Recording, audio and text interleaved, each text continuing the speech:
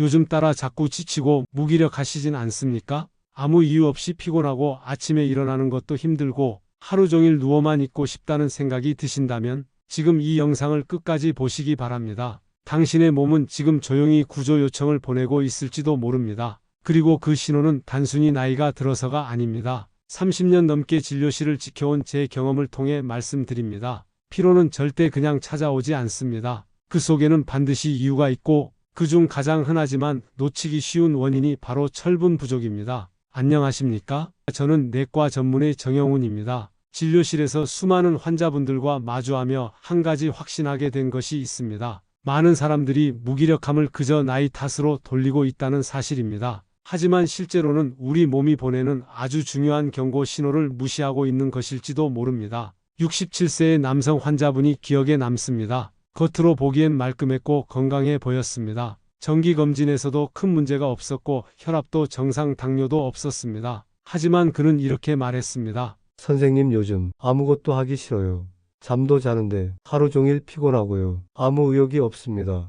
저는 그 말이 마음에 걸렸습니다. 겉보기엔 괜찮아 보여도 오랜 경험상 이런 피로감은 그냥 넘길 수 없는 신호였습니다. 그래서 혈액 검사를 권했습니다. 결과는 놀랍게도 철분 수치가 매우 낮았습니다. 중등도 철분 결핍성 빈혈이었습니다. 그분은 오랜 시간 고기보다는 채소 위주의 식사를 해오셨고 하루에도 두세 잔의 커피를 마시는 습관이 있었습니다. 커피 속의 탄닌 성분은 철분 흡수를 방해합니다. 결국 좋은 식단을 유지한다고 생각했던 것이 몸에는 부족함을 만들고 있었던 겁니다. 철분이 부족하면 가장 먼저 에너지 생산이 떨어집니다. 세포에 산소가 제대로 공급되지 않으니 쉽게 지치고 무기력해지죠. 하지만 이 증상은 아주 서서히 나타나기 때문에 많은 분들이 자신이 철분 부족 상태에 있다는 것을 전혀 눈치채지 못합니다. 환자분은 처음에는 빈혈이라는 진단에 의아해 하셨습니다. 어지럼증도 없고 멀미도 안 한다며 고개를 갸웃하셨죠. 하지만 철분 결핍은 꼭 어지러움으로만 나타나는 게 아닙니다.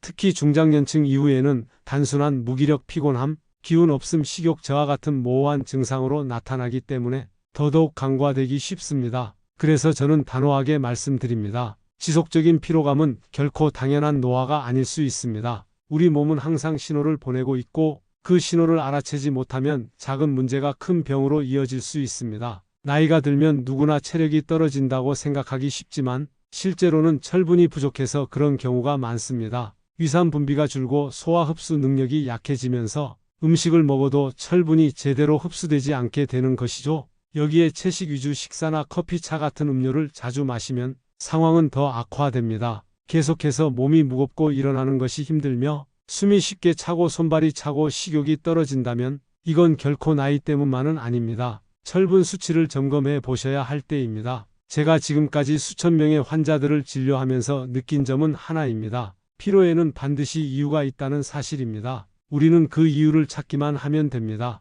그리고 대개 그 해답은 아주 기본적인 곳에 숨어 있습니다. 그 시작이 바로 철분입니다. 앞서 이야기 드린 환자분은 철분이 풍부한 식단을 시작하고 2달 만에 다시 예전처럼 활력을 되찾았습니다. 산책도 하시고 가족들과도 시간을 즐기게 되셨습니다. 가장 인상 깊었던 것은 그분의 눈빛이었습니다. 처음 오셨을 때는 지쳐있고 희미했던 눈동자가 2달 뒤엔 생기가 돌고 삶에 대한 의지가 담겨 있었습니다. 그때 저는 다시 한번 느꼈습니다. 피로는 우리 몸이 내는 구조 요청이라는 것, 그리고 그 요청을 무시하지 않고 들여다볼 때 삶은 다시 움직이기 시작한다는 것. 이제 여러분의 이야기를 시작해 보시길 바랍니다. 지금 느끼는 그 피곤함은 몸이 보내는 작은 목소리일 수 있습니다. 그 목소리에 귀 기울이신다면 지금보다 훨씬 더 건강하고 생기 있는 삶을 다시 되찾을 수 있습니다. 철분이 부족하면 가장 먼저 나타나는 증상은 피로감입니다. 그런데 이 피로가 무언가 특별하게 다르거나 강렬하지는 않습니다.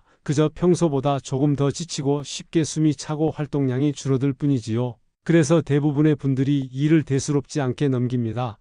특히 중장년층 이상에서는 나이 탓이라고 생각하고 병원에 가지 않는 경우가 많습니다. 저는 그런 환자들을 진료실에서 자주 만납니다. 선생님, 예전에는 운동을 해도 괜찮았는데 요즘은 조금만 걸어도 숨이 차요. 심장이 벌렁벌렁 뛰고 다리가 무겁습니다. 이런 말씀을 하시는 분들이 많습니다. 그런데 검사해보면 대부분이 철분이 부족하거나 이미 빈혈 초기 단계에 접어든 경우가 많습니다. 철분 결핍은 단순히 피로만 유발하는 것이 아닙니다. 손톱이 얇아지고 쉽게 깨지거나 갈라지는 경우도 철분 부족의 대표적인 신호입니다. 저는 손톱을 자세히 들여다보는 습관을 가지라고 환자분들께 자주 말씀드립니다. 그리고 손과 발이 차가워지고 쉽게 저리다면 그것도 의심해 봐야 합니다. 특히 손끝, 발끝이 창백해 보이거나 눌렀을 때 색이 돌아오는 속도가 느릴 경우 혈액순환이 원활하지 않을 수 있습니다. 또 다른 흔한 증상은 입 주변의 변화입니다. 입가에 헌대가 자주 생기고 잇몸이 약해져 출혈이 잦거나 혀가 아프다고 호소하는 경우가 많습니다. 혀에 염증이 자주 생기고 혀 표면이 매끄러워지거나 따끔거린다면 그것도 철분 부족에서 비롯된 신호일 수 있습니다. 이러한 증상은 단순히 구강 위생의 문제가 아닙니다. 체내 철분이 충분치 않아 점막세포들이 약해지면서 생기는 생리적 반응입니다. 또 한 가지 중요한 신호는 숨이 차는 느낌입니다. 철분은 우리 몸에서 산소를 운반하는 데 필수적인 역할을 합니다. 따라서 철분이 부족하면 산소를 충분히 전달하지 못하게 되고 조금만 움직여도 호흡이 가빠지거나 심장이 더 빠르게 뛰게 됩니다. 숨이 차는 원인은 많지만 철분 결핍은 그 중에서도 흔한 원인입니다. 그런데도 대부분은 단순히 체력이 떨어졌다고 생각하고 지나치는 경우가 많습니다. 기억에 남는 분이 있습니다. 63세 여성 환자였는데 갑자기 운동을 할 때마다 가슴이 답답하다고 하셨습니다. 평소 건강관리도 잘 하시던 분이라 의아했는데 검사를 해보니 철분 수치가 상당히 낮았습니다. 위장 문제는 없었고 단지 수년간 채식을 하셨고 커피를 많이 마시고 계셨습니다. 식습관이 철분의 흡수를 방해했던 겁니다. 식단을 조금 바꾸고 철분제를 소량 복용하시도록 하자 3달 후 전혀 다른 모습을 보여주셨습니다. 다시 활력이 생겼다며 웃으셨습니다. 특히 여성분들의 경우 생리와 출산을 겪으며 철분 손실이 많고 중년 이후에도 다이어트나 식습관으로 철분 섭취가 부족해지기 쉽습니다. 남성의 경우는 위염이나 장질환으로 인한 흡수 장애가 흔한 원인입니다. 그 외에도 위축성 위염이나 헬리코박터 감염처럼 위 점막이 약해지는 문제들도 철분 부족을 유발합니다. 철분은 위에서 흡수되는 데 많은 도움을 받기 때문에 위 건강이 좋지 않으면 철분 흡수도 어려워집니다. 또한 기억력 저하나 집중력 감소도 철분 부족과 관련이 있습니다. 나이가 들어가면서 자연스럽게 인지력이 떨어진다고 생각하는 분들이 많지만 실제로 철분 수치가 회복되자 머리가 맑아지고 집중력이 살아났다는 이야기를 하시는 환자들도 있었습니다. 뇌세포 역시 산소 공급이 부족하면 제 기능을 하지 못합니다. 철분은 산소를 뇌로 운반하는 데도 중요한 역할을 합니다. 결국 철분이 부족하다는 것은 단지 피로하다라는 문제를 넘어서 우리 몸 전반의 기능이 서서히 저하되고 있다는 신호입니다. 그리고 이 신호는 아주 조용히 그리고 오랜 시간에 걸쳐 나타납니다. 그래서 더 무섭습니다. 어느 날 갑자기 쓰러지는 게 아니라 조금씩 삶의 질을 떨어뜨리는 것입니다. 그러니 꼭 기억하십시오. 철분 부족은 겉으로 보기에 큰 병은 아닐 수 있지만 방치하면 그 영향은 결코 작지 않습니다. 몸이 보내는 신호에 귀 기울이십시오. 특히 이유 없이 계속 피곤하거나 기운이 없다면 철분이라는 요소를 반드시 의심해 보셔야 합니다. 다음 시간에는 우리 몸속에서 철분이 어떤 역할을 하고 왜 그렇게 중요한지 그 원리에 대해 더 깊이 이야기해 드리겠습니다. 철분하면 많은 분들이 그냥 피 속에 있는 성분 정도로만 생각하십니다. 하지만 철분이 우리 몸에서 하는 역할은 생각보다 훨씬 더 많고도 중요합니다. 단순히 산소를 운반하는 것 이상으로 생명 유지의 중심에 있는 미네랄입니다. 우선 철분은 적혈구 속에 있는 헤모글로빈이라는 단백질의 핵심 성분입니다.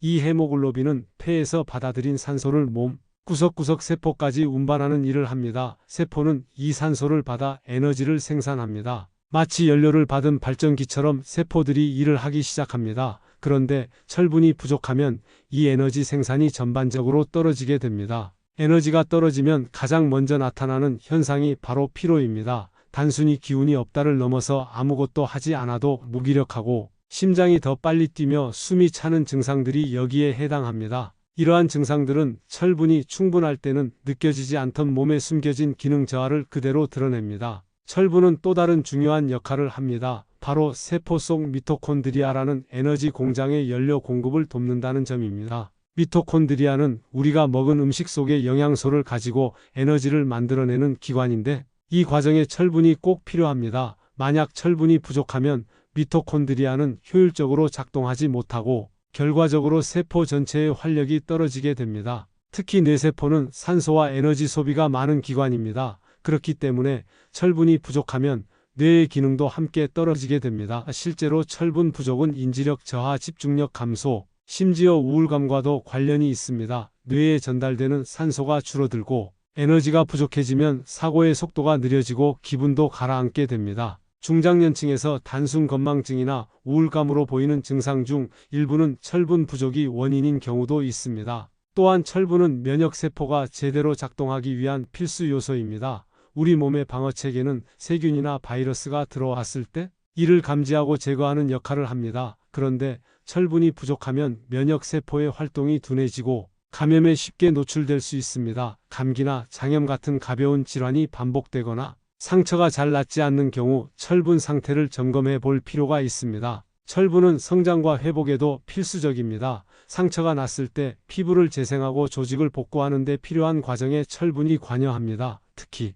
노년기에는 세포 재생 속도가 떨어지기 때문에 철분 부족이 더 큰 문제로 이어질 수 있습니다. 뼈나 근육의 회복도 철분이 있어야 가능하다는 점에서 중요한 역할을 합니다. 제가 기억하는 환자 한 분은 70세 여성분이셨습니다. 몇 개월 전부터 의욕이 없고 기운도 없다고 하셨습니다. 걷는 것도 힘들고 잠만 자고 싶다고 하셨죠? 가족들은 처음에 우울증을 의심했습니다. 하지만 진료를 해보니 철분 수치가 정상보다 훨씬 낮았고 간단한 식이요법과 철분 보충제를 시작한 지 2개월 만에 완전히 달라진 모습을 보였습니다. 집안일을 다시 시작하셨고 손주들과 놀이터에서 뛰어노셨습니다. 뇌의 기능이 살아났다고 해도 과언이 아니었습니다. 또 한 가지 흥미로운 점은 철분이 체온 조절에도 영향을 준다는 사실입니다. 철분은 혈액순환을 원활하게 하는 데 기여하기 때문에 손발이 차거나 체온이 낮은 사람들은 철분 부족이 원인일 수 있습니다. 특히 노년층에서 손발이 늘 차고 추위를 잘 탄다면 갑상선 문제가 아닌 이상 철분을 꼭 점검해 봐야 합니다. 이처럼 철분은 단지 피 속의 한 요소가 아니라 에너지 대사, 뇌 기능, 면역 체계, 조직 회복 심지어 체온 유지까지 인간의 생명 전반에 관여하는 필수적인 영양소입니다. 그래서 저는 철분을 단순한 보충제가 아니라 몸의 기초를 다지는 벽돌이라고 표현합니다. 이 벽돌이 약해지면 아무리 위에 좋은 영양소를 쌓아도 건강이라는 집이 무너지게 되어 있습니다. 철분은 섭취도 중요하지만 흡수되는 방식도 매우 까다롭습니다. 그래서 많은 분들이 음식을 먹어도 철분이 부족하다는 진단을 받게 됩니다. 다음 장에서는 어떤 음식을 먹어야 철분을 효과적으로 섭취할 수 있는지 철분을 지키는 가장 쉬운 방법들을 자세히 알려드리겠습니다. 철분이 중요하다는 사실을 알게 되셨다면 이제는 실제로 우리 생활 속에서 어떻게 철분을 지키고 보충할 수 있는지를 알아야 합니다. 다행히 철분을 보충하는 일은 생각보다 어렵지 않습니다. 단지 우리가 몰랐을 뿐입니다. 먼저 철분이 풍부한 음식을 꾸준히 섭취하는 것이 가장 기본입니다. 가장 대표적인 철분 공급원은 바로 동물성 식품입니다. 소고기, 특히 간은 철분이 아주 풍부하게 들어 있습니다. 닭간, 돼지간도 좋습니다. 간이라는 부위는 철분뿐 아니라 비타민어, 비타민 B군도 풍부해 피로 회복에 매우 효과적입니다. 물론 간은 콜레스테롤이 높기 때문에 일주일에 한두 번 정도 적당량 드시는 것이 좋습니다. 다음으로 조개류도 좋은 철분 공급원입니다. 특히 바지락, 홍합, 모시조개 같은 조개류에는 철분뿐만 아니라 아연, 구리 같은 미네랄도 풍부합니다. 조개국이나 찜으로 드시면 흡수도 잘 됩니다. 간혹 해산물을 잘 못 드시는 분들이 계신데 그런 경우는 계란, 특히 노른자를 활용하시는 것도 좋습니다. 계란 노른자에는 철분과 단백질이 균형 있게 들어있어서 소화 흡수도 잘 됩니다. 식물성 식품 중에서도 철분이 들어있는 것이 많습니다. 시금치, 케일 같은 녹색 채소에는 비록 흡수율은 낮지만 철분이 포함되어 있습니다. 특히 말린 과일들, 건포도, 말린 자두, 말린 살구에도 철분이 많습니다. 검은 콩, 검은 깨 같은 곡류에도 일정량의 철분이 포함되어 있으므로 식사에 자주 활용하시면 도움이 됩니다. 그런데 여기서 중요한 것은 철분이 많이 들어있다고 해도 몸속에 흡수되지 않으면 소용이 없다는 점입니다. 그래서 저는 항상 철분이 잘 흡수되도록 돕는 조합을 강조합니다. 그중 가장 중요한 조합은 비타민C입니다. 비타민C는 철분의 흡수를 2배에서 3배까지 높여줍니다. 그래서 철분이 들어있는 음식을 먹을 때는 꼭 비타민C가 풍부한 음식과 함께 드시는 것이 좋습니다. 예를 들어 시금치를 무칠 때 레몬즙을 살짝 뿌리거나 고기를 드신 후 후식으로 오렌지나 키위를 함께 드시면 철분 흡수에 큰 도움이 됩니다. 토마토, 피망, 브로콜리 같은 채소도 비타민C가 풍부하기 때문에 자주 드시기를 권합니다. 반면 철분 흡수를 방해하는 음식들도 있습니다. 대표적인 것이 바로 커피와 차입니다. 커피와 차에는 탄닌이라는 성분이 들어있는데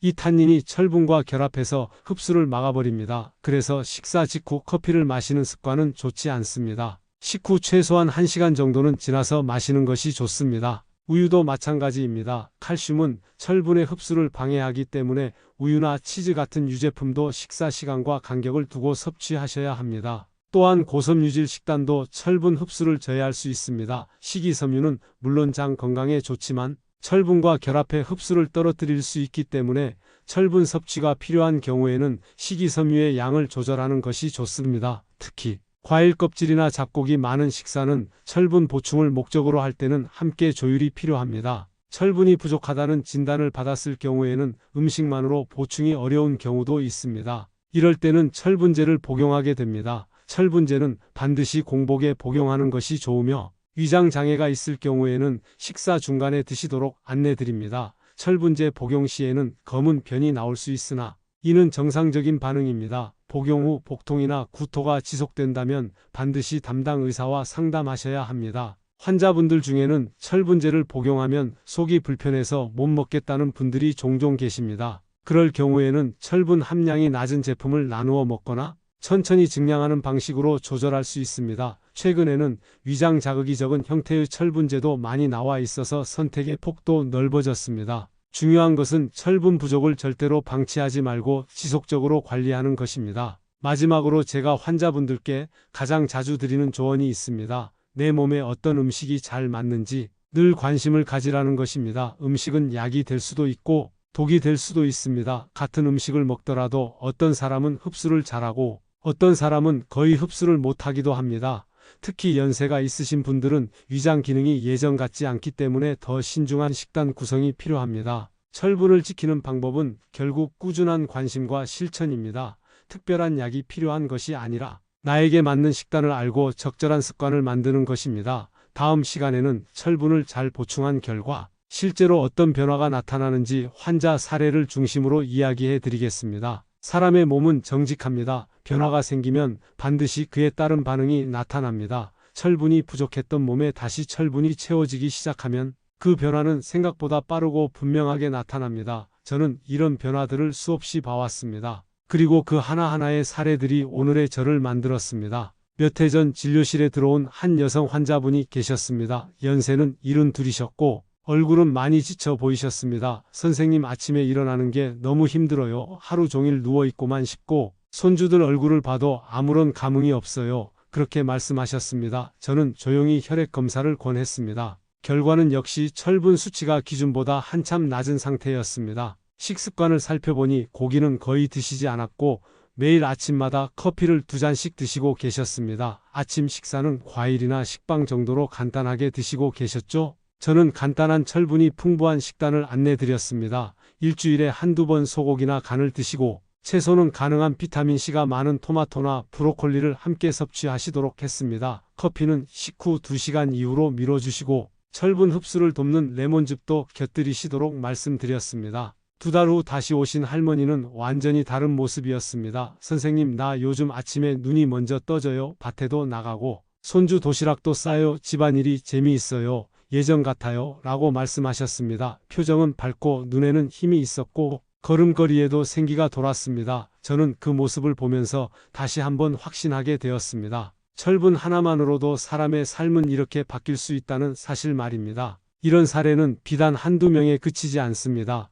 60대 중반의 남성 환자분은 한때 회사에서 열정적으로 일하시다가 은퇴 후 무기력함에 빠져 가족들과 대화조차 끊고 지내셨습니다. 아내분이 걱정 끝에 모시고 오셨고 검사 결과 철분 결핍성 빈혈이었습니다. 치료 후 그분은 마을 봉사활동을 다시 시작하셨고 자전거 타기를 즐기신다며 사진도 보여주셨습니다. 또 한 분은 폐경기 이후 늘 피곤하다며 호르몬 문제일 거라 생각하고 계시던 분이셨습니다. 그런데 호르몬 수치는 정상이었고 오히려 철분이 많이 부족했습니다. 철분 보충 후 불면증이 완화되고 기분도 훨씬 안정되었다고 말씀하셨습니다. 저는 그분께 말씀드렸습니다. 지금 기분이 나아진 것이 철분이 단지 몸의 에너지를 높인 것뿐만 아니라 뇌의 기능도 되살린 덕분입니다. 라고요. 우리는 종종 건강을 복잡하게 생각합니다. 병원에 가면 여러 가지 검사를 받고 복잡한 약을 먹어야 할 것 같고 나이 들면 어쩔 수 없이 약해지는 것이라고 체념하기도 합니다. 그러나 그 많은 문제들이 단순한 영양 불균형에서 비롯된 것이라면 이야기는 달라집니다. 철분은 그러한 기본 중의 기본입니다. 노년의 건강은 특별한 비법이 있는 것이 아닙니다. 나에게 필요한 것을 알고 그것을 꾸준히 채우는 것이 전부입니다. 그중 하나가 철분입니다. 철분을 채우는 일은 단지 빈혈을 예방하는 것이 아니라 삶을 다시 움직이게 만드는 일입니다. 다시 아침에 일어나고 싶은 마음을 들게 하고 누군가를 만나고 싶게 만드는 힘입니다. 마지막으로 꼭 드리고 싶은 말씀이 있습니다. 지금 당신이 느끼는 피로, 무기력, 집중력 저하, 가슴 두근거림, 숨찬 느낌 그리고 아무 이유 없이 자주 생기는 입가 염증이나 손톱의 변화까지 이 모든 것이 단순히 나이 때문이 아닐 수 있습니다. 몸은 언제나 우리에게 신호를 보내고 있습니다. 그 신호를 알아차릴 수 있다면 우리는 다시 회복할 수 있습니다. 건강은 대단한 노력이 필요한 것이 아닙니다. 작은 실천 하나하나가 모여 몸을 바꾸고 삶을 바꿉니다. 저는 지금 이 순간에도 여러분의 몸속에서 철분이 여러분을 살리기 위해 움직이고 있다는 것을 믿습니다. 당신의 피로는 당신의 잘못이 아닙니다. 그저 몸의 균형이 잠시 흐트러진 것일 뿐입니다. 그리고 그 균형은 지금이라도 다시 잡을 수 있습니다. 이상으로 오늘의 이야기를 마칩니다. 영상이 도움이 되셨다면 구독과 좋아요 부탁드립니다. 다음 시간에는 또 다른 건강의 열쇠를 함께 나누겠습니다. 건강하게 오늘 하루 보내시기 바랍니다.